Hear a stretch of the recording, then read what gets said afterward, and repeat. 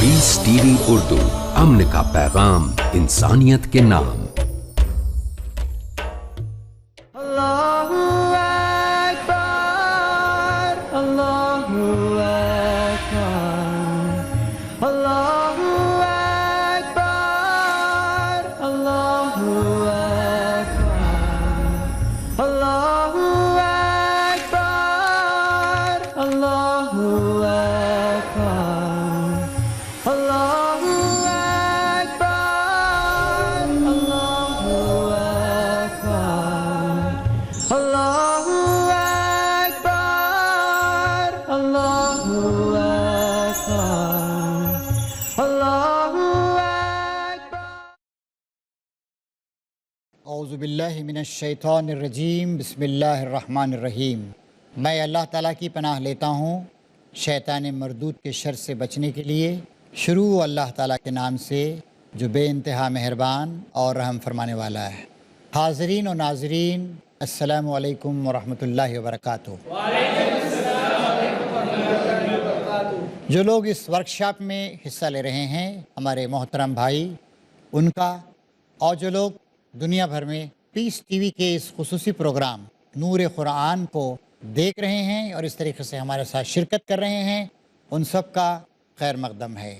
اللہ تعالیٰ ہماری اس نشست کو، اس ایپیسوڈ کو ہمارے اور تمام شرکاء کے لیے قابل مبارکباد بنائے۔ آج ہم سورہ بقرہ ہی کی کچھ اور آیات کا خلاصہ جاننے کی کوشش کریں گے۔ سورہ بقرہ کی آیات 177 سے آگے فرمایا جا رہا ہے، لیس البر ان تولوا وجوہکم قبل المشرق والمغرب ولکن البر من آمن باللہ والیوم الآخر والملائکۃ والکتاب والنبیین وآتى المال على حبه ذوی القربى والیتامى والمساکین وابن السبیل والسائلین وفی الرقاب واقام الصلاة وآتى الزکاة والموفون بعہدہم اذا عاہدوا والصابرین فی البأساء والضراء وحین الباس اولئک الذین صدقوا واولئک هم المتقون۔ ترجمہ ہے، نیکی یہ نہیں ہے کہ تم نے اپنے چہرے مشرق کی طرف کر لیا، مغرب کی طرف کر لیے۔ نیکی یہ ہے کہ آدمی اللہ کو، یوم آخر کو، ملائکہ کو اور اللہ کی نازل کی ہوئی کتاب اور اس کے پیغمبروں کو دل سے مانے۔ عقیدہ سب سے پہلے ضروری ہے۔ عقیدہ درست نہیں ہے، اللہ کو ماننے میں کچھ کمزوری یا گڑبڑ ہے، آخرت کو ماننے کے سلسلے میں پورا اطمینان نہیں ہے، لہٰذا آدمی کو اپنے افکار و نظریات اور اپنے عقائد کو درست کرنے پر سب سے پہلے توجہ دینی چاہیے، ورنہ مشرق و مغرب پر اصرار کرنا، کسی رنگ پہ اصرار کرنا، کسی خاص قسم کے لباس پہ اصرار کرنا، یہ نیکی کی حقیقی علامت نہیں ہے۔ نیکی سب سے پہلے یہ ہے کہ ہم اپنے ایمان کو مضبوط اور درست کریں، اور پھر اس کے بعد اللہ کے محبت میں اپنا دل پسند مال خرچ کرے۔ مال سے سب کو محبت ہوتی ہے، سب کو محبت، مال ضروری ہے۔ مال کے بغیر کھانا نہیں کھا سکتے ہیں، مال کے بغیر کپڑے نہیں مل سکتے، مال کے بغیر گھر نہیں بنا سکتے، مال ضروری ہے، فطری بات ہے۔ لیکن مال کی محبت اتنی زیادہ نہیں ہو جائے کہ آدمی لوگوں کے حقوق کو نظر انداز کر دے۔ اللہ نے جو حکم دیا ہے، مال کمائے، مال جمائے، مال انویسٹ کرے، لیکن خرچ کرتا رہے۔ کس پر؟ رشتہ داروں پر، یتیموں پر، مسکینوں پر، مسافروں پر، مدد کے لیے ہاتھ پھیلانے والوں پر، غلاموں کی رہائی پر خرچ کرے اپنا دل پسند مال، اور نماز قائم کرے اور زکوٰۃ دے۔ اور نیک وہ لوگ ہیں جو جب عہد کریں تو اسے وفا کریں۔ ساری چیزوں کو ملا کے عقیدہ بھی ہے یہاں پر، عمل بھی ہے یہاں پر، نماز اور زکوٰۃ جیسی عبادتیں بھی ہیں یہاں پر، اور عہد کی پابندی۔ انسان دوسرے انسان کے ساتھ کوئی وعدہ کرتا ہے، کوئی معاہدہ کرتا ہے، کوئی کانٹریکٹ کرتا ہے، کہا جا رہا ہے نیک وہ لوگ ہیں جو عہد کریں تو وفا کریں، تنگی اور مصیبت کے وقت میں اور حق و باطل کی جنگ میں صبر کریں۔ جنگ کا مرحلہ بھی کبھی کبھی آتا ہے اور مصیبت آ جاتی ہے، پریشانی آ جاتی ہے، حکومت کبھی مصیبت آپ پہ عائد کر دیتی ہے، کبھی سماج کے خراب لوگ آپ پر مصیبتیں عائد کریں، اس پہ صبر کرے، اللہ پہ بھروسہ کرے۔ اللہ تعالیٰ فرماتا ہے، اولئک الذین صدقوا واولئک هم المتقون، یہ ہیں سچے لوگ، یہی متقی لوگ ہیں۔ تو بتا دیا گیا کہ نیکی کے پیچھے کیا اسپرٹ ہونی چاہیے، عقیدہ درست ہو، نمبر 1، اور اپنا دل پسند مال ان جگہوں پہ خرچ کرے، اور نمبر 3 نماز قائم کرے اور زکوٰۃ دے، نمبر 4 وعدہ کرے تو اس کو پورا کرے، اور نمبر 5 تنگی اور مصیبت کے وقت میں یا حق و باطل کی جنگ میں ثابت قدم رہے۔ پھر فرمایا جا رہا ہے، اب احکام آ رہے ہیں، اے لوگو جو ایمان لائے ہو، تمہارے لیے قتل کے مقدموں میں قصاص کا حکم لکھ دیا گیا ہے۔ قصاص یعنی خون کا بدلہ۔ آزاد آدمی نے قتل کیا ہو تو آزاد آدمی ہی کو قتل کیا جائے گا، غلام نے قتل کیا ہو تو غلام ہی کو قتل کیا جائے گا۔ بہت طرح کی جہالتیں تھیں، اب بھی اس طرح کی جہالتیں ہیں۔ کیا باپ نے قتل، بچے کو پکڑ رہے ہیں، کیوں ایسا کر رہے ہیں؟ اچھا کیا ایک کسی مالک نے قتل، اس کے غلام کو آپ قتل کر رہے ہیں؟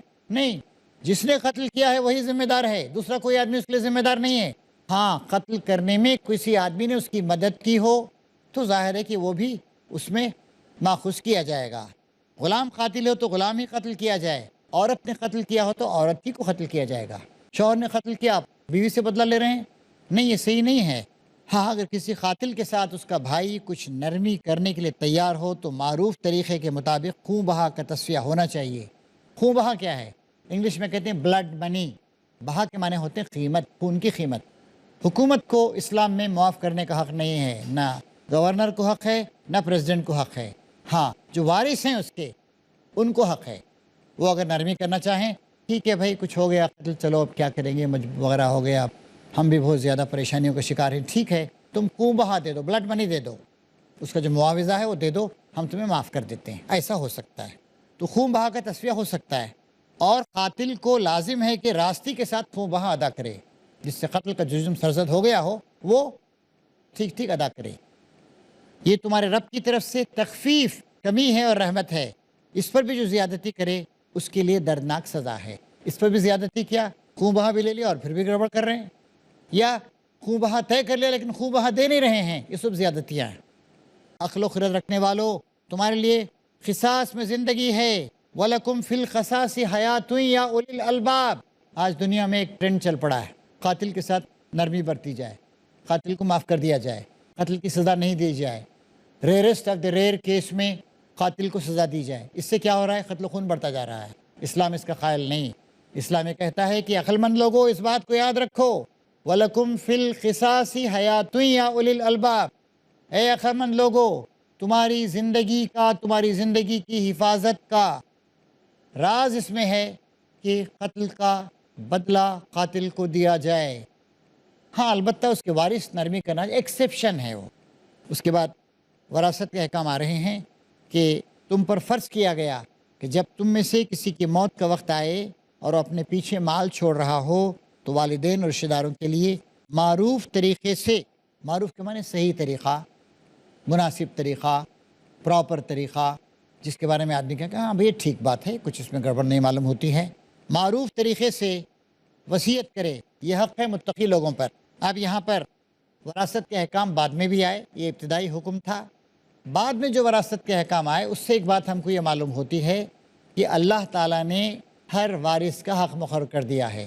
ماں باپ کو اتنا ملے گا، بیٹے بیٹی کو اتنا ملے گا، بیوی کو اتنا ملے گا، کچھ خاص حالتوں میں بھائی بہن کو ملے گا، وغیرہ وغیرہ۔ وہ ایک تفصیل ہے، وہ تفصیل میں جانے کا یہاں پر موقع نہیں ہے۔ تو بتایا گیا کہ وارثوں کا حق مقرر کر دیا گیا ہے، کسی وارث کو اس کے حق سے تم زیادہ نہیں دے سکتے۔ پھر اسی طریقے سے بتایا گیا کہ وارثوں کے لیے تم وصیت نہیں کر سکتے ہو، اور یہ بھی بتا دیا گیا کہ 1/3 تمہارا مال، 1/3 اس کے بارے میں تم وصیت کر سکتے ہو۔ اب تک جو باتیں آپ کے سامنے رکھی گئی ہیں، ہم چاہتے ہیں کہ آپ کے 2 سوالات ہوں تو سوالات آ جائیں اختصار کے ساتھ۔ السلام علیکم۔ السلام۔ ہندوستان میں چونکہ اسلامی شریعت نہیں ہے، تو اگر یہاں کسی قاتل کو ہندوستانی قانون کے مطابق سزا ہوتی ہے تو کیا اس کے لیے کافی ہے یا اس کا قصاص باقی رہے گا؟ مجبوری ہے، ظاہر ہے یہاں پر اسلامی قانون نہیں ہے۔ ہم ابھی اس مرحلے میں ہیں، یہاں پر اسلام پر جہاں تک چل سکتے ہیں چلنے کی کوشش کر رہے ہیں۔ اس لیے ایک مسلم پرسنل لا ہے جو شادی بیاہ، نکاح، طلاق، اور پھر اسی طریقے سے ہبہ اور خلا، اور اسی طریقے سے طلاق وغیرہ ہونے کی صورت میں بچوں کی کون کفالت کرے گا، اس طرح کے مسائل، یا ورثہ کس طریقے سے تقسیم کیا جائے گا، یہ تو مسلم پرسنل لا یہاں پر محفوظ رکھا گیا ہے۔ اس میں بھی گڑبڑیں کرنے کی لوگ کوشش کرتے رہتے ہیں، کچھ پارٹیاں اور حکومت وغیرہ، لیکن ظاہر ہے کہ یہ جو اس طرح کے احکام ہیں، قتل وغیرہ کی سزا یا چوری کی سزا وغیرہ، وہ یہاں پر نافذ نہیں ہو سکتی ہیں۔ کوشش کر رہے ہیں انشاءاللہ اسلام، اور ظاہر ہے ایسے معاشرے میں جہاں ایک آدمی پیسے دے کے قتل کر دیتا ہے وہاں پر اس سزا کو آپ نافذ نہیں کر سکتے ہیں۔ جہاں پر اسلامی حکومت ہوگی، اور افسوس کی بات ہے کہ اکثر مسلم حکومتوں میں بھی ان مسائل، ان چیزوں پر عمل نہیں کیا جا رہا ہے، تو ہندوستان کے لیے سوال ریلیونٹ اور متعلق نہیں ہے۔ جی 1 منٹ باقی رہ گیا، ایک چھوٹا سوال ہو سکتا ہے، اور جی مختصر۔ کوئی مسلمان اگر کافر کو قتل کر دے تو اس کافر کے بدلے میں مسلمان کو بھی قتل کیا جائے گا؟ ظاہر ہے مسلمان ہو، عورت ہو یا مرد ہو، ہر شخص کی جان برابر ہے، اور اس کو قصاص دینا پڑے گا، اور اسلامی حکومت جہاں ہوگی وہ اس کو نافذ کرے گی۔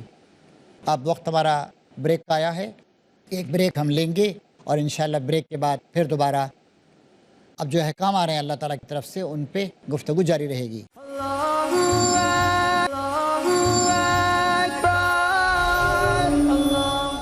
محترم ناظرین، بریک کے بعد دوبارہ آپ کا استقبال۔ امت مسلمہ منظم کی جا چکی ہے، قرآن مجید کی آیات مسلسل نازل ہو رہی ہیں، اور امت کو تفصیلی احکام دیے جا رہے ہیں۔ اگلا حکم ہے روزوں کے سلسلے میں۔ نبی کریم صلی اللہ علیہ وسلم کے مدینہ تشریف لے جانے کے بعد دوسرے سال 2 ہجری میں جنگ بدر سے پہلے روزوں کی فرضیت کا حکم نازل ہوا۔ فرمایا گیا یا ایھا الذین آمنوا کتب علیکم الصیام کما کتب علی الذین من قبلکم لعلکم تتقون۔ اے وہ لوگ جو ایمان لائے ہو، تم پر رمضان کے روزے فرض کر دیے گئے جیسے تم سے پہلے کی امتوں پہ فرض کیے گئے تھے، تاکہ تم متقی بن جاؤ۔ مزید فرمایا گیا چند مقررہ دنوں کے روزے ہیں، اگر تم میں سے کوئی بیمار ہو یا سفر پر ہو تو دوسرے دنوں میں اتنی ہی تعداد پوری کر لے۔ جو لوگ روزہ رکھنے کی قدرت رکھتے ہوں پھر نہ رکھیں تو فدیہ دیں۔ یہ پہلے سال جب حکم آیا تب یہ تھا، اگلے سال یہ رعایت پھر وڈرا کر لی گئی۔ ایک روزے کا فدیہ ایک مسکین کا کھانا ہے، اور جو اپنی خوشی سے کچھ زیادہ بھلائی کرے تو یہ اسی کے لیے بہتر ہے، لیکن اگر تم سمجھو تو تمہارے حق میں اچھا یہی ہے کہ روزہ رکھو۔ یہ پہلا حکم تھا جو 2 ہجری میں جنگ بدر سے کچھ پہلے نازل ہوا تھا۔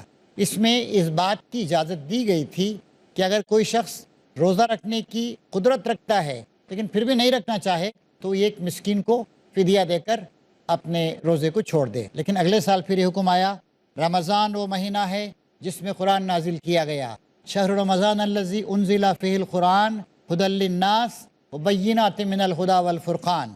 رمضان وہ مہینہ ہے جس میں قرآن نازل کیا گیا جو انسانوں کے لیے سراسر ہدایت ہے اور ایسی واضح تعلیمات پر مشتمل ہے جو راہ راست دکھانے والی اور حق و باطل کا فرق کھول کر دکھا دینے والی ہیں۔ لہٰذا اب سے جو شخص اس مہینے کو پائے، پچھلے سال کی رعایت اب ختم ہو گئی، لہٰذا اب سے جو شخص اس مہینے کو پائے اس کو لازم ہے کہ اس پورے مہینے کے روزے رکھے، اور جو کوئی مریض ہو یا سفر پر ہو تو دوسرے دنوں میں روزوں کی تعداد پوری کرے۔ اس کے بعد اللہ تعالیٰ فرماتا ہے یرید اللہ بکم الیسر ولا یرید بکم العسر۔ اللہ تعالیٰ تمہارے لیے آسانی چاہتا ہے، مشکل نہیں چاہتا ہے۔ یہ شریعت کا ایک بنیادی اصول، اللہ تعالیٰ لوگوں کو مصیبت میں ڈالنا نہیں چاہتا ہے۔ اللہ تعالیٰ نے اس دین کو بہت آسان رکھا ہے۔ فرمایا نبی کریم صلی اللہ علیہ وسلم نے الدین یسر، دین آسان ہے۔ فرمایا آپ نے کہ جب بھی میرے سامنے کوئی مشکل اور کوئی آسان راستہ آیا تو میں نے آسان راستے کو قبول کر لیا۔ یہ بھی فرمایا آپ نے کہ اللہ تعالیٰ نرمی پہ جو کچھ دیتا ہے وہ سختی پہ نہیں دیتا ہے۔ تو دین کو خواہ مخواہ ہم بال کی کھال نکال کر مشکل بنانے کی کوشش کریں، ایسا نہیں ہونا چاہیے۔ اللہ تعالیٰ نے جو سہولتیں رکھی ہیں ان کا پورا فائدہ عوام کو پہنچنا چاہیے۔ اللہ تمہارے ساتھ نرمی کرنا چاہتا ہے، سختی کرنا نہیں چاہتا، اس لیے طریقہ تمہیں بتایا جا رہا ہے تاکہ تم روزوں کی تعداد پوری کر سکو۔ وَلِتُكَبِّرُوا اللَّهَ عَلَىٰ مَا هَدَاكُمْ وَلَعَلَّكُمْ تَشْكُرُونَ۔ اور اللہ تعالیٰ نے قرآن مجید اس رمضان کے مہینے میں نازل کر کے جس ہدایت سے تم کو نوازا ہے اس پر تم اللہ تعالیٰ کی بڑائی بیان کرو۔ لِتُكَبِّرُوا اللَّهَ وَلَعَلَّكُمْ تَشْكُرُونَ، اور تاکہ تم اللہ تعالیٰ کے شکر گزار ہو۔ کیوں روزے فرض کیے گئے؟ تاکہ تقویٰ پیدا ہو جائے، پرہیزگاری پیدا ہو جائے، ڈسپلن پیدا ہو جائے، اللہ کا خوف پیدا ہو جائے۔ اور ایک بڑا مقصد یہ ہے کہ اللہ نے قرآن مجید جیسی عظیم ہدایت سے جو نوازا، جو قیامت تک ہماری رہنمائی کرتی رہے گی، ہر بنیادی مسئلے کو کھول کھول کے بیان کرتی رہے گی، اس پر اللہ کی بڑائی بیان کریں اور اللہ تعالیٰ کے شکر گزار بنیں۔ اور اے نبی، میرے بندے اگر تم سے میرے متعلق پوچھیں تو انہیں بتا دو کہ میں ان سے قریب ہی ہوں۔ وَإِذَا سَأَلَكَ عِبَادِي أَنِّي فَإِنِّي قَرِيب۔ پکارنے والا جب مجھے پکارتا ہے تو میں اس کی پکار کو سنتا ہوں اور جواب دیتا ہوں، لہٰذا انہیں چاہیے کہ میری دعوت پر لبیک کہیں۔ اللہ بھی تو پکار رہا ہے ہم کو، اپنی طرف آنے کے لیے کہہ رہا ہے، اور مجھ پر ایمان لائیں، یہ بات تم انہیں سنا دو شاید کہ وہ راہ راست پالیں۔ لوگوں نے، بہت سے مذہبوں نے انسانوں کو خدا سے دور کر دیا ہے، اللہ بہت دور ہے، اللہ کہیں پہاڑی پہ بیٹھا ہوا ہے، اللہ کو پہنچنے کے فلاں۔ اللہ تعالیٰ کہے نہیں، میرے بندے پوچھیں تو کہو انی قریب، میں بہت قریب ہوں۔ پکارنے والا پکارتا ہے تو صرف پکار کو سنتا ہی نہیں ہوں، جواب بھی دیتا ہوں۔ اس کے ہونٹ ہلے یا نہ ہلے، وہ کسی زبان میں بات کر رہا ہو، وہ دل ہی دل میں مجھے پکار رہا ہو، اس پہ بھی میں ریسپونڈ کرتا ہوں، اس پہ بھی میں جواب دیتا ہوں۔ تو یہاں یہ بات بتائی جا رہی ہے کہ جن بے حقیقت اور بے اختیار ہستیوں کو تم نے اپنی نادانی سے الہ اور رب قرار دے رکھا ہے، ان کے پاس تو تمہیں دوڑ دوڑ کر جانا پڑتا ہے، لیکن پھر بھی وہ تمہاری نہ سن سکتے ہیں نہ سننے کی طاقت رکھتے ہیں، مگر میں کائنات کا بے پایاں اور مطلق فرما روا ہوں، تمام اختیارات اور تمام قوتوں کا مالک ہوں، اتنا قریب ہوں کہ تم بغیر کسی واسطے کے، بیچ میں کسی واسطے کی ضرورت نہیں، مجھے براہ راست پکار سکتے ہو، جو تمہاری زبانوں سے پکارو، جس حالت میں اس وقت پکارو، یہاں تک کہ دل ہی دل میں اگر تم مجھے پکارو تو تب بھی میں اتنا قریب ہوں، اس کو سنتا ہوں اور جواب دیتا ہوں۔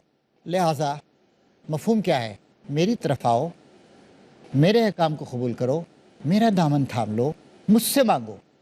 اور جگہ بھی فرمایا گیا ادعونی استجب لکم، مجھ سے مانگو، میں تمہاری دعا کو سنوں گا، تمہیں دوں گا۔ پکارنے والا جب پکارتا ہے تو میں سنتا ہوں اور جواب دیتا ہوں، لہٰذا انہیں چاہیے کہ میری دعوت پر لبیک کہیں۔ کیا ہے اللہ تعالیٰ کی دعوت؟ میرے بندے بن جاؤ اور مجھ پر ایمان لائیں، یہ بات تم انہیں سنا دو شاید کہ وہ راہ راست پالیں۔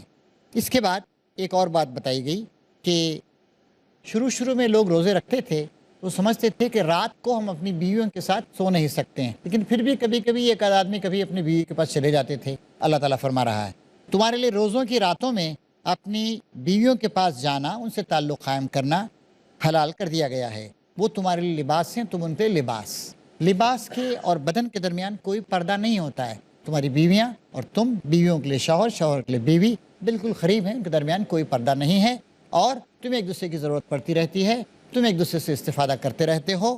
اللہ کو معلوم ہو گیا کہ تم لوگ چپ کے اپنے آپ سے خیانت کر رہے تھے، انہیں سمجھ رہے تھے کہ بھئی شاید یہ جائز نہیں، پھر بھی کچھ لوگ چلے جاتے تھے، رات کے وقت بیویوں کے ساتھ سوتے تھے، مگر اس نے تمہارا قصور معاف کر دیا اور تم سے درگزر فرمایا۔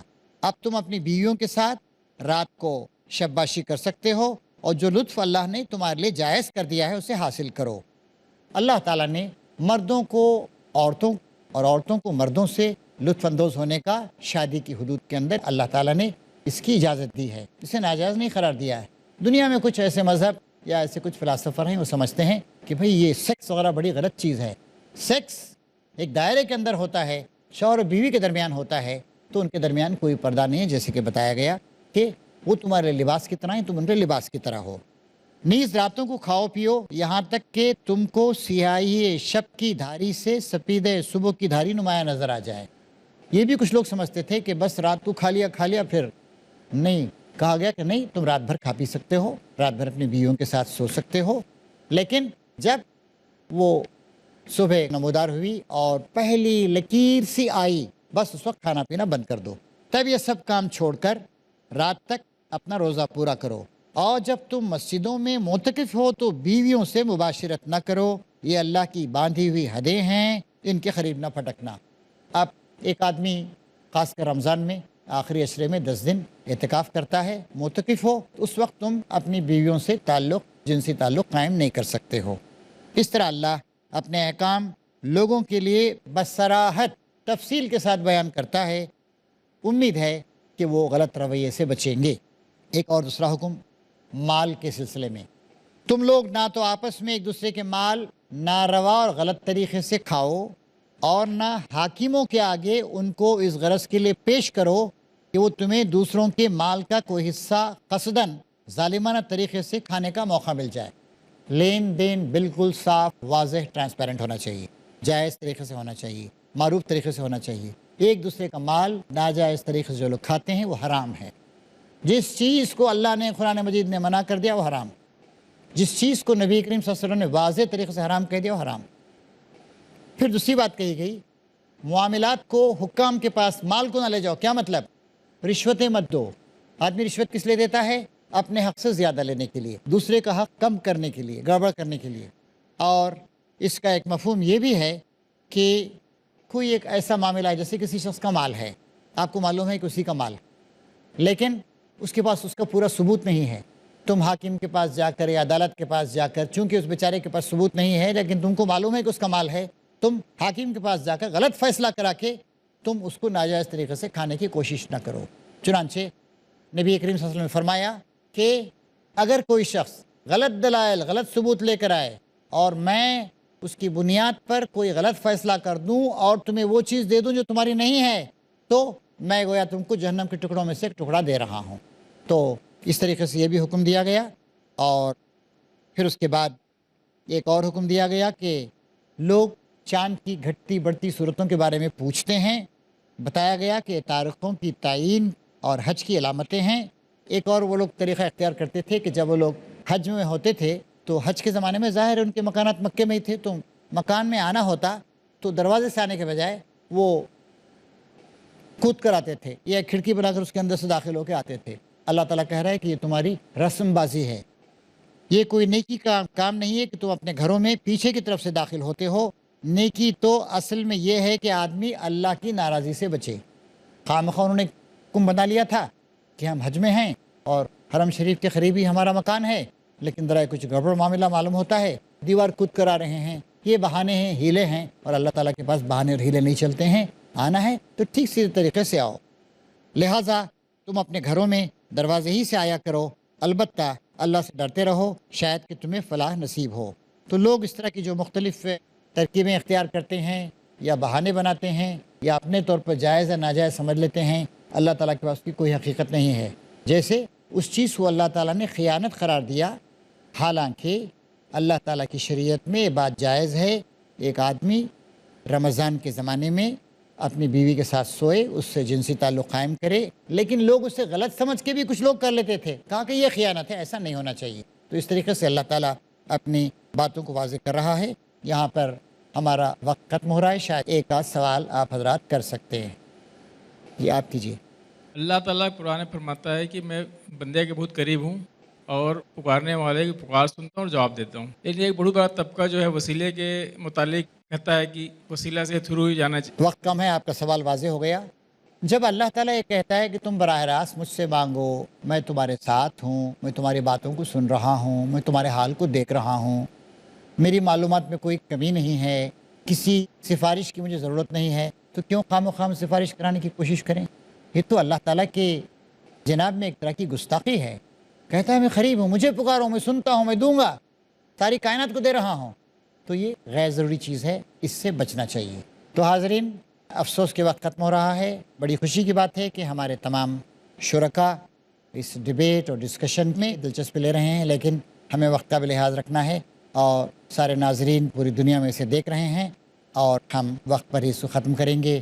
اللہ تبارک و تعالیٰ سے دعا ہے کہ جو احکام امت مسلمہ کے لیے مسلسل اللہ کی طرف سے آ رہے ہیں، ان سب کو سمجھنے، ان پر عمل کرنے کی ہم کو توفیق عطا فرمائے۔ وآخر دعوانا ان الحمد للہ رب العالمین۔ اللہ اکبر، اللہ اکبر، اللہ اکبر، اللہ اکبر، اللہ اکبر، اللہ